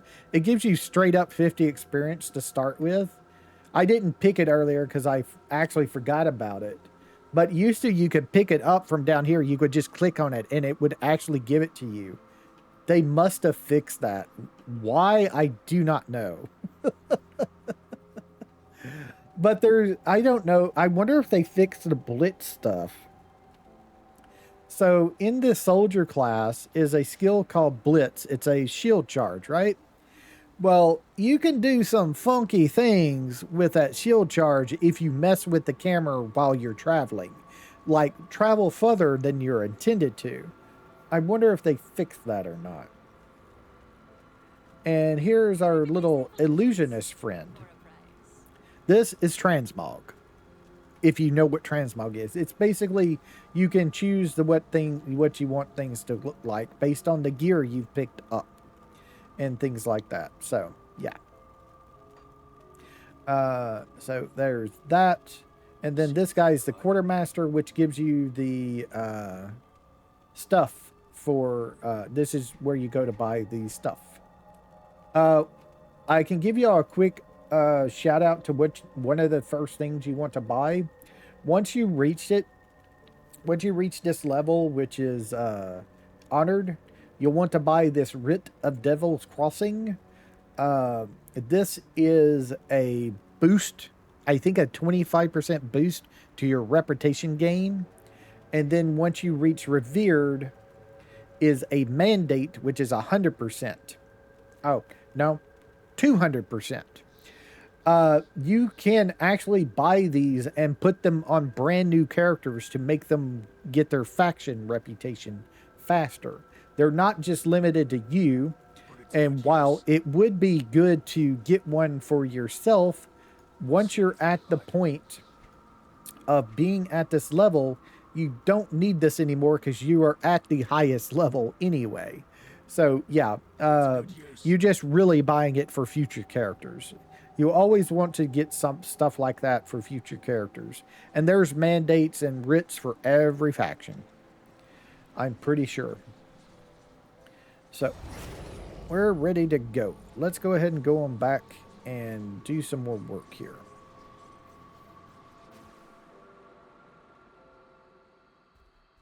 So let's go ahead and go back over here and pick these up. Get a little bit of meat. So what's this? Offensive ability, Aether Resistance. That's immediately going on. Like I said, Aether Resistance is pretty heavy on the on. Here is a saw blade that doesn't help us and a sword that doesn't help us. Okay. So let's continue on here. If you're needing scrap, this is the area you want to be. You want to go around looking for things that you can break open, and it has a greater chance of dropping scrap than any other thing. Also go into, if you can handle it, go into that cave that I died in earlier, because there's always a pretty good bit of scrap off in there. Let me go back in here and show you. The enemies drop scrap higher chance to drop scrap in here. There's also things you can break on the ground, boxes and things in here. I think I done broke everything really. There's this body here. Didn't give us a piece of scrap, which is interesting. Usually you get a lot higher chance of getting scrap and things like that in here. So, you know, just look for things to break and stuff like that. You could you if you're really lucky, you get like 5 scrap per run through this area. Um, just go around looking for things to break, and then you know this is your scrap farm early game. You don't really need it, but it is here if you wish to get some early scrap. Hi. Okay, so let's see what we got here. Basically, if you're lost, follow the road. You can do that.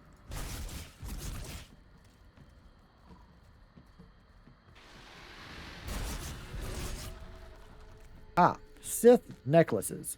So eventually you'll run into the Sith.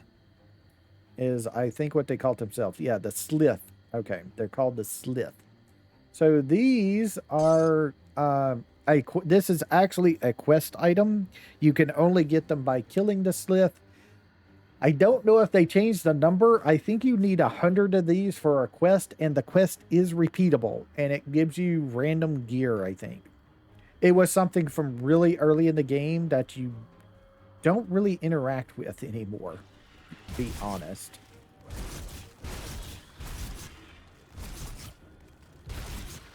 But it is something to do if you really want to do that.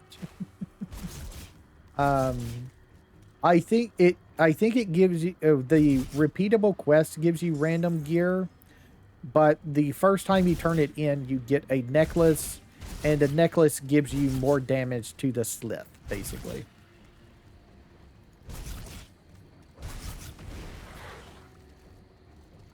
I've got a totem here, which is nice.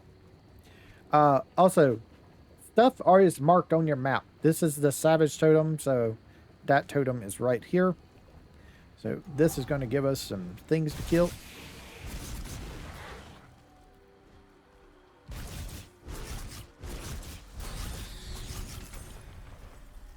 And this is also another reason why you want to do totems. This blue stuff. This is epic gear. You do get a good chance of getting epic gear. You also get blueprints from it at a good rate. One of the best ways to get blueprints is these totems. So this is a blueprint of something you can build at a blacksmith, which we'll unlock in a little bit. And this will give you this is the blueprint for the Squire's Boots, a rare heavy boot that will give you health, movement speed, pierce resist, chaos resist, reduced stun duration, and then some random stats. It is locked to level 24, but you can still right-click it to learn it. This is Madness, an epic one-handed sword, chaos damage, and stuff like that. So that's not bad. It does go into Blood of Drig, which is a occultist skill. And then we have the Alzur's Ruby, which is an epic amulet, which gives you a bunch of fire and burn damage, fire res, chaos res, and Flames of Ignor, which is Inquisitor, and Righteous Fever, which is Oathbreaker, actually. So yeah, there's all that. Physique and spirit. This is health regen, energy. Okay. Not really anything for me. I might put the weapon on because it does increase our damage a little bit, but it's not really what I'm looking for personally. Okay. So I'm looking for the way across, which we can't go that way. You do have to every now and then go off the beaten path to continue forward. So we're looking for a way across the river here, which we could go either up, we could either go the other way or this way. doesn't really matter. Oh, is that what I'm looking for? I don't think so. Nah, that's not what I'm looking for. I'm looking for the serrated spike. So here's our way across.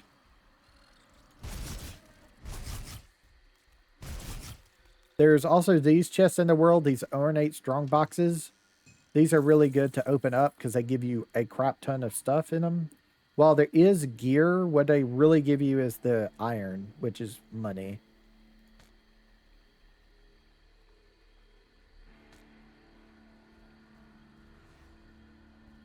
Which is always nice. Don't buff all them enemies, man.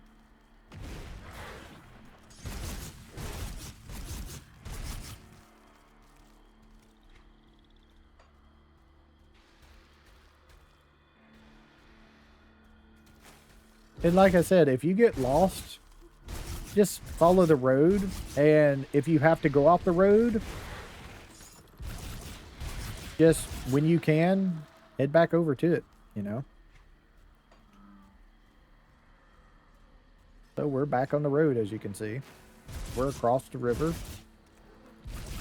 course, you might want to go back. You might find some chest or something at the river as well. So do be aware of that. And here's our portal. We have to fight for this portal. Kill the enemies to unlock the ability to use it.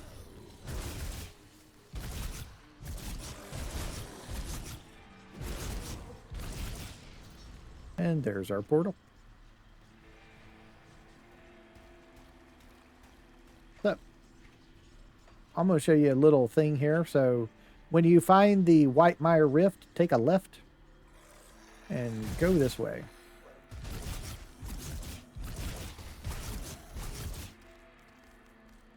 You want to follow the river and stuff around.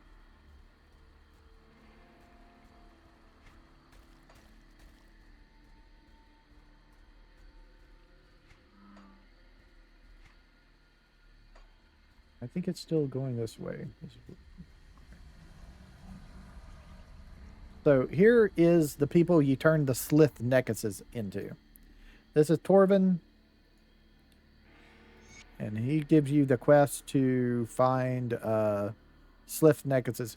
They actually only want 3 now. Jeez, okay. They really changed that. And then there's a vendor here for you to sell things at if you wish to.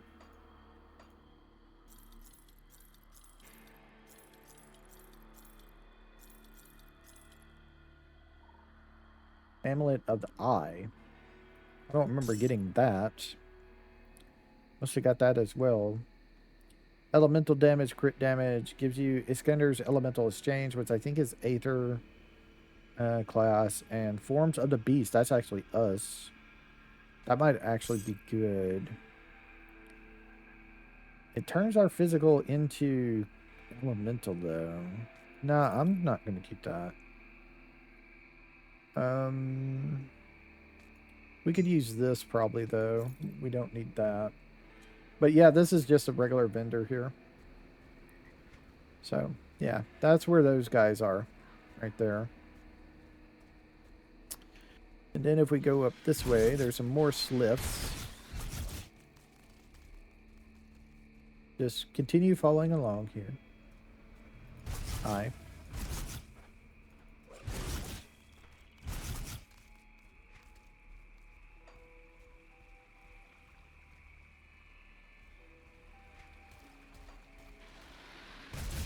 Hi.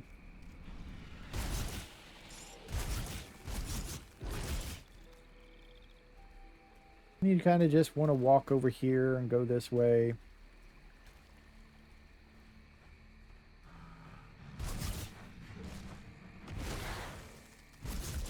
And here we are. So, this is a little secret area with a stash in it. And you can actually find Isaac out in the world if you wish. If you go to the right side of the map, there will be, you'll start facing a bunch of Chthonians, is what they're called, I think. Chthonics, whatever the, is it Y or U? No, yeah, it's J for our factions. These guys, the Chthonians. You kill a bunch of them. You go down into a deal and you resurrect Isaac. Be careful. There's a really tough enemy down there. And you talk to him and he'll tell you about the stash. And you could actually come over here first, find a stash, and then tell him, I already found it. And he says, I should have hid it better. But what this does is it gives you a shoulder that's green. Now, the thing of this is it's always green and it has different prefixes, suffixes on it. And it's only once. You can only ever get this once per difficulty. You can never get it again per character. It's once per difficulty per character. I've never been able to find a way to get this again after already getting it once. But it does have a bunch of stuff on it for you. So this is a rune carved one, which gives us elemental, burn, frostburn, electrocute, physics, cunning, health, pierce res, fire vitality res, elemental res, bleeding res, and physical damage retaliation. It's actually pretty much a really good shoulder early on, is all it really is.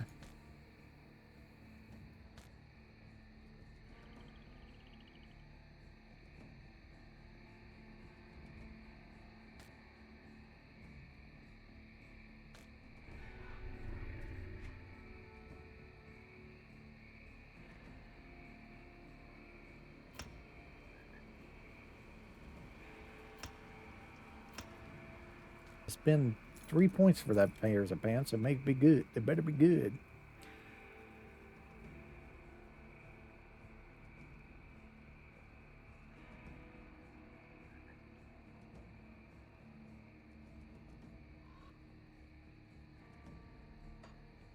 All right. So there's Isaac's stash. Like I said, if you log out and if we log out and come back in for that, that is no longer there. That tree stump is just not there. There is a chance of a totem spawning over here, so do be aware of that. But yeah, there's no more. You can't get you can't get those shoulders anymore. But you get them once. All right, so I want to actually go back this way. We'll go up to the vendor and sell these things to them that I don't want.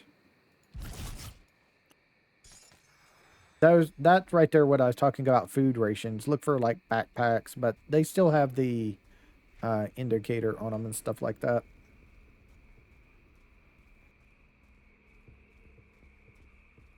If you wish to, you can hunt down the Slith and just do this quest since it's only 3 now. And I still say it was like, it used to be like, probably not 100, maybe like 10 or 15 or something like that. It's amazing that it's 3. Because I remember having to hunt for that damn thing. Like I said, it gives you a bunch of it gives you like 5 to 10% damage or something like that against Slith specifically. And the reason why that is so nice is there is a quest later in the game that goes and it's basically a lore quest for someone that it will tell you how the Slith were made and stuff like that. So you will be facing a lot of Slith. So it's kind of nice for that area. So you can do a lot of damage to that. So here's Sodden Hollow. This is what you're looking for if you're looking for Milton Heart. Whoops.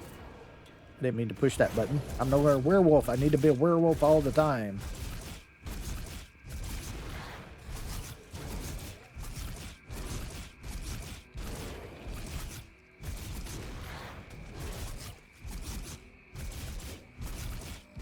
There you go.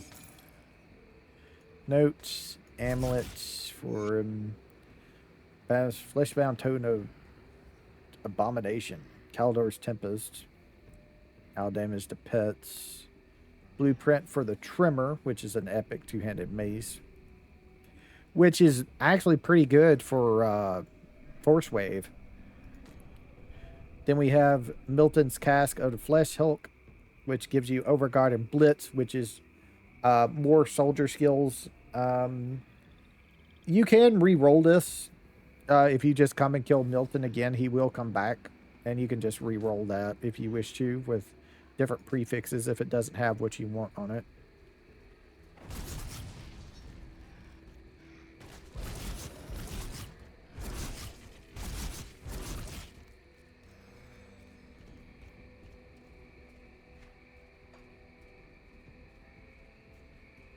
I'm surprised. There's usually aether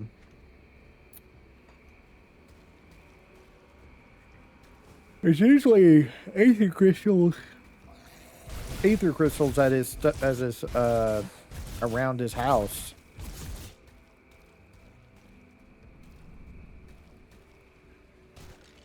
Corpse stuff.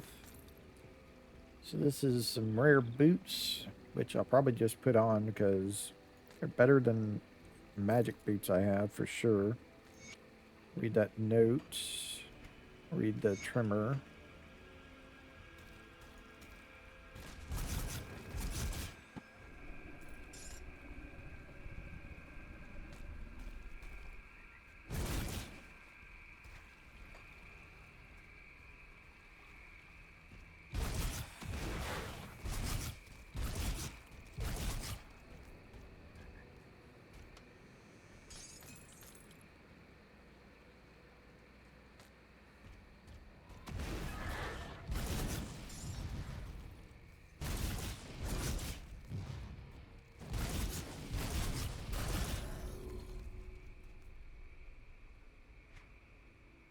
So we reached level 8. We can now select a second class if you wish to. You can select any one you want, and pretty much all classes are viable in the game, at in-game. Some are better than others, but they're all viable. They can kill all the bosses in the game, even the super tough bosses. Just some of them do it a lot easier than others, you know. Unless you're playing a Mimi build. So yeah, kind of don't do that.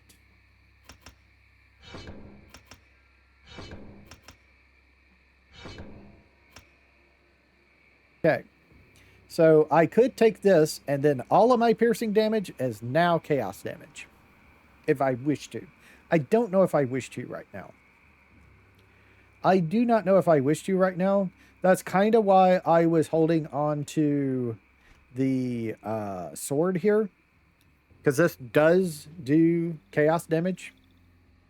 So it would be actually pretty good if I switched all of my damage to it. It would be better than our little axe here. So, yeah. But, see, let me go back to that skill here.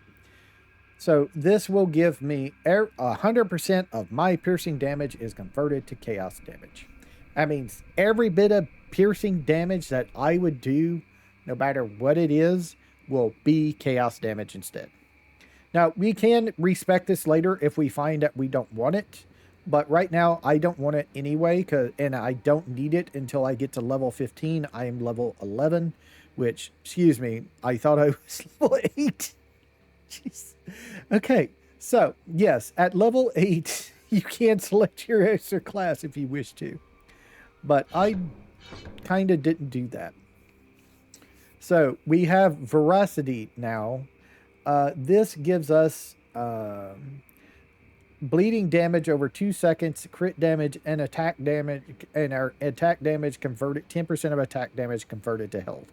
So this will keep us alive, which is going to be really great. The thing of it is the bleeding damage over 2 seconds. I don't know what happens to bleeding damage if we convert our pierce to chaos. I think we keep our bleeding damage because, I mean, it could just go away, so it might not be worth anything. But I'm going to just put a point in this anyway, and I'm going to continue on. I think I'll just put a 1 point in this right now. I do want to get up to Reckless. You tear at your foes with Reckless Bane, continue your looping rampage with every critical blow. So this gives us reduced target's defensive ability for 3 seconds. 8% on critical chance to reduce cooldown of Rip and Tear. So having that will be nice. So this will give us a battle surge. I'm not actually sure if this will work. Some skills don't work when you're a werewolf. It's kind of what I'm wondering. But we need 13 additional points in Berserker. So as we level up, I'm just going to put points into Berserker here.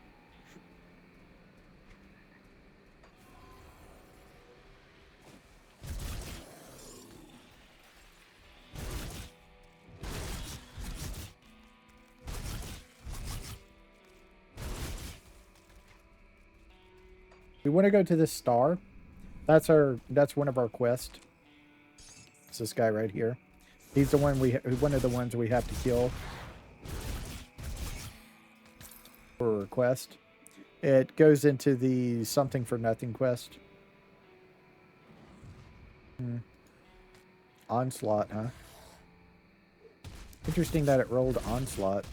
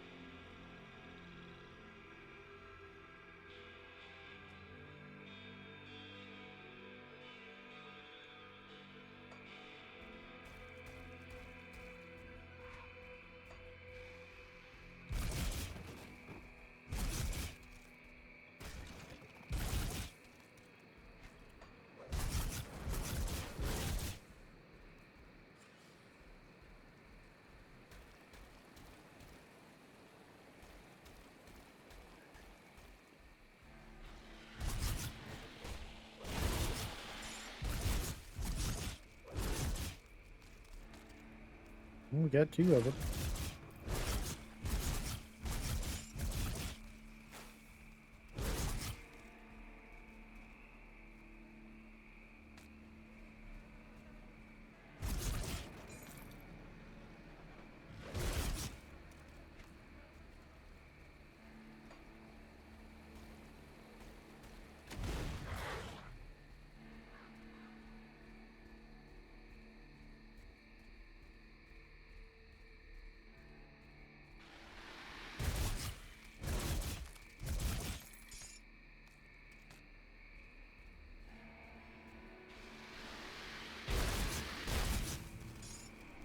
Hey, we got 3 slith necklaces. Nice.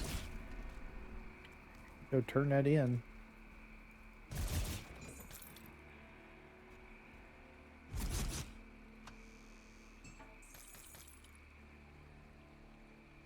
Need an avalanche.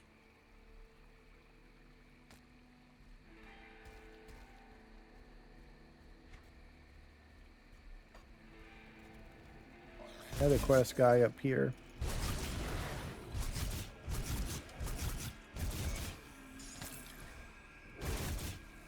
So that's its quest done.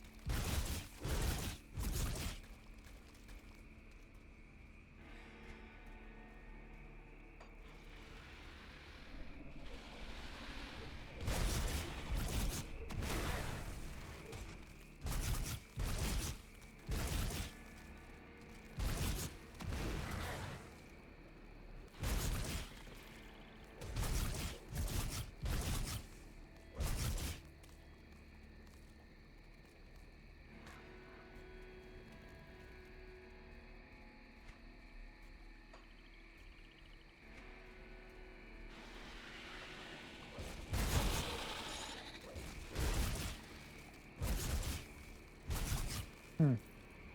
Not here, huh?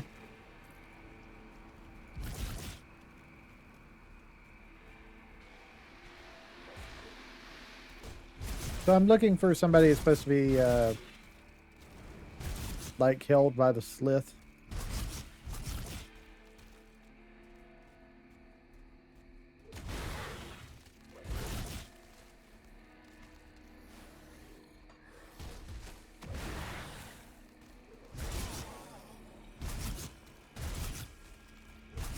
So these are the Chthonian guys right here that I was talking about earlier, where you can go and find Isaac.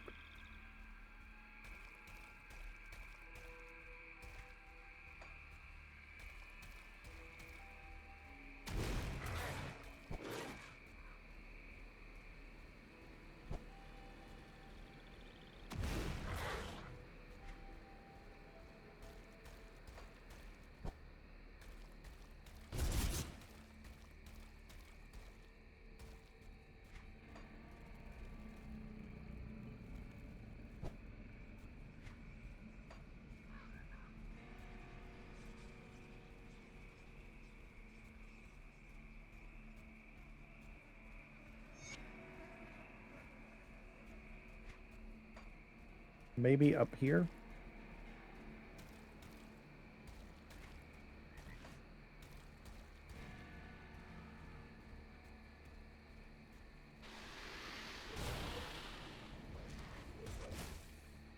Doesn't look like they're up here.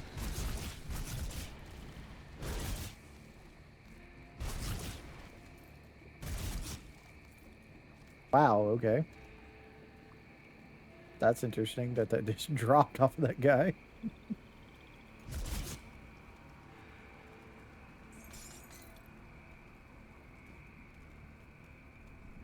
Bone chilling cry. Oh, I'm full. I should be able to move things there, sort that, and get at least a little bit of room for that.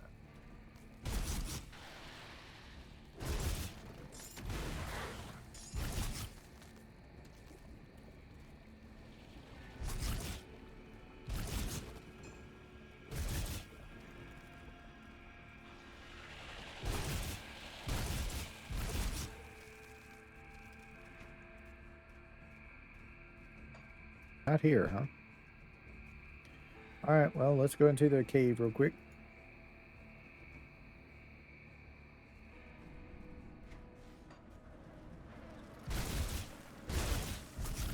So this cave is actually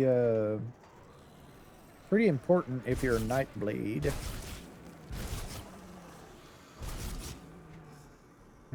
Interesting. I guess I went into the wrong way. So there's two ways into this cave, actually. One at one end, one at the other end. I think we entered the... for some reason, it gave us this side of the cave. Which is a little weird. If I'm in the cave, I think I'm in. I don't know if I am or not. I don't think I am.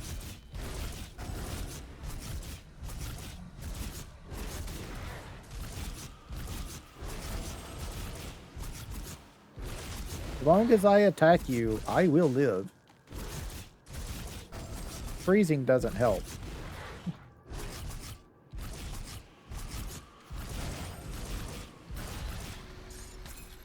There we go. Kree's Cleaver? Wow, okay. I was expecting that to drop. I figured you have to kill Krieg to get that. That's a bunch of vitality damage and stuff. Yeah, I'm full. I need to go back to town real quick.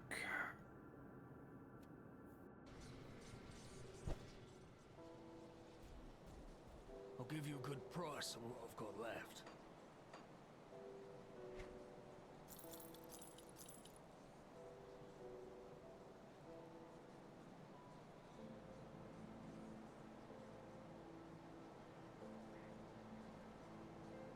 I think I'm gonna go ahead and just get rid of that.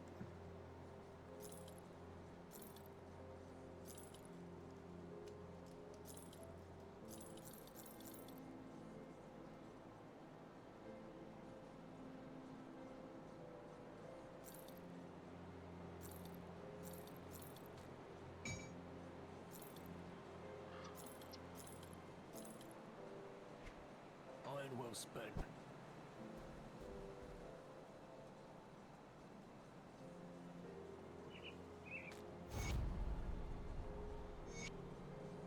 Okay, iron, scrap. That was for clearing out the guys. The 3 guys. Sorry about your brother.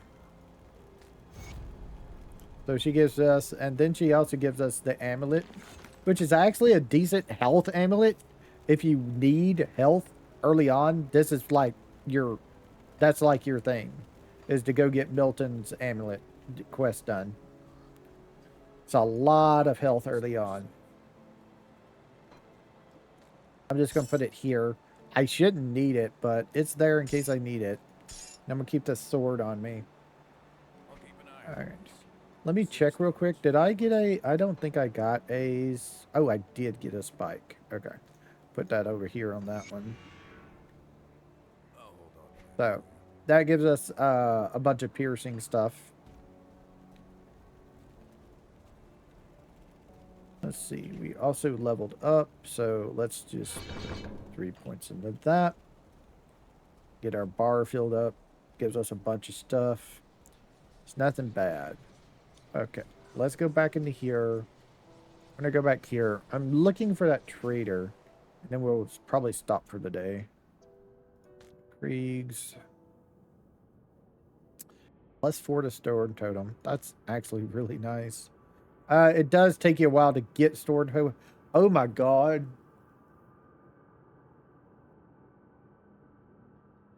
I don't know, man. Do we want to change to Wereraven? That's +4 to Wereraven right now.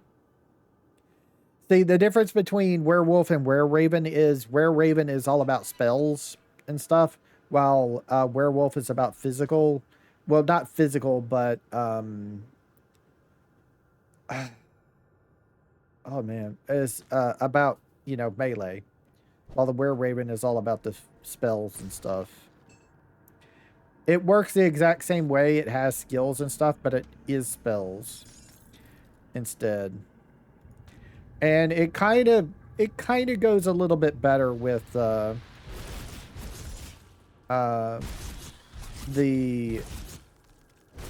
Nightblade class than this would go with the Occultist class, really. I mean, it kind of does go with the Occultist class, because in the Occultist class is the Raven, so you can do like a complete Raven build and stuff like that.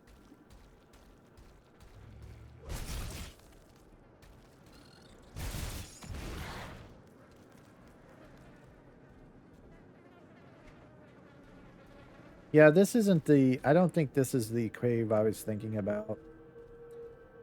I don't remember where that other cave is. Top of my head. I was talking about for Nightblade and stuff like that. There's also a devotion shrine in it, so we would have found that already if it was here. This ain't it.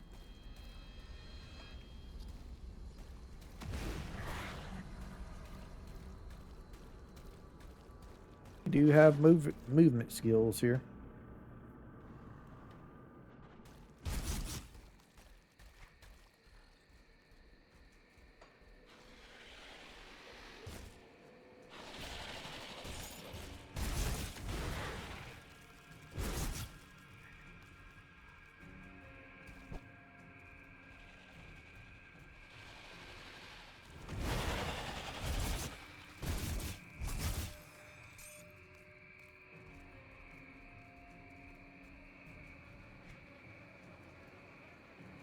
I think we'll go down here because there's another camp down there that has the holding cages, which is what we're looking for, is a camp with the holding cages.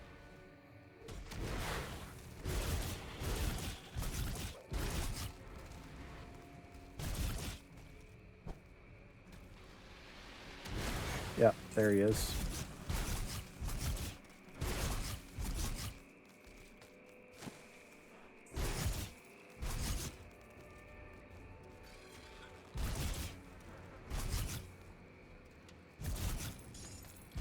Sorry, man. I got to loot real quick. There, you're free. How you doing?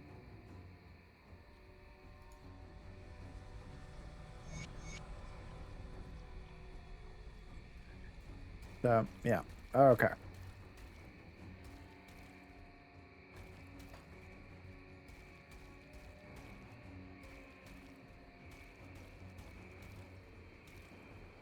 Go back over here.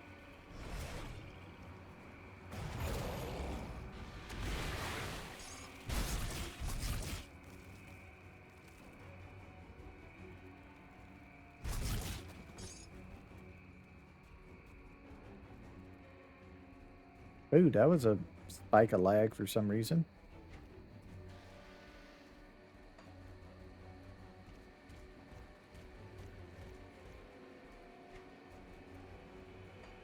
So, this is a thing where you can have a choice.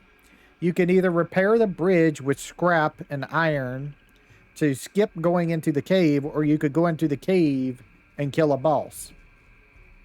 Early on, you're really supposed to go into the cave and kill what's in there.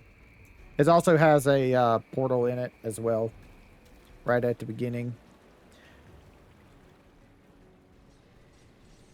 So, yeah. You're really supposed to go into cave, but you can skip it if you want to. It's up to you how you want to do it. I'm just going to go back to double crossing. Going to go over here, sell our stuff to the vendor. Which still, I'm surprised we got that. I don't need it though, so I'm just going to get rid of it. I'm going to keep that in case I want it. I don't plan on it, but yeah. You know, just in case. Alright.